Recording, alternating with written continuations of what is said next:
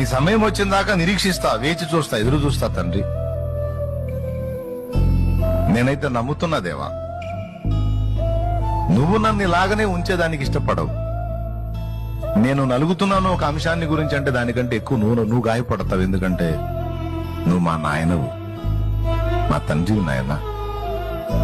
మేము ఎంత ఏడుస్తామో అంతకు రెట్టింపు గాయం నీకు అవుతుంది.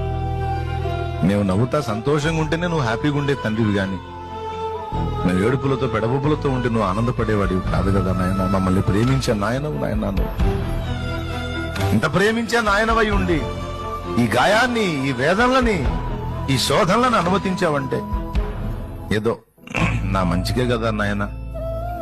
పర్వాలేదు నాయన, పర్వాలేదు. ఒక్కోసారి బాగా వేదన కలుగుతుంది, తట్టుకోలేకపోతున్నాను. శక్తి నాయన, శక్తి నాయన.